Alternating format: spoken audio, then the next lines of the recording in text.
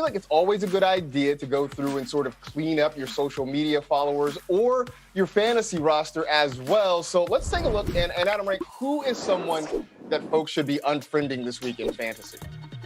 Well, I'm going to go with AJ Green, because if you're still my Facebook friend after the last couple of months, then you've really meant something to me over the years. But when I look at the production for AJ Green, he's really now starting to take I don't think that he's a mentor, because I think he can still go. It's kind of like when Ric Flair was in Evolution. Like, he could still go, but you knew that Batista and Randy Orton were going to be the guys who were going to step up. By the way, Cynthia wrote that for me. But so unfortunately, AJ Green, I appreciate all that you've done for me over the years, but I'm going to have to let you go this week.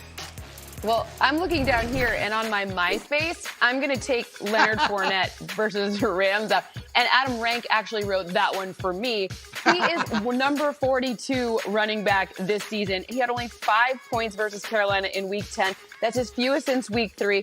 I'm not sure the Jags were too fond of him. I'm not sure the Bucs are too fond of him. It looks like it's Rojo's. If you hear everything the coaches are saying and everything the coaches are doing, it is Rojo's to lose. So I'm see you later, Leonard Fournette. Get out of my 8 or whatever it was on MySpace. As I'm going through my AOL email list, I think J.K. Dobbins is probably not going to survive it. I mean, look, with Mark Ingram back, things just get a lot murkier in that Ravens backfield. Without Mark Ingram, he had a 62% snap share. With Mark Ingram, he's never reached 50% snaps, had double-digit touches just once, and never more than 61 scrimmage yards in a game. The Ravens like using all 3 of those guys back there, which means for fantasy, pretty much none of them are usable.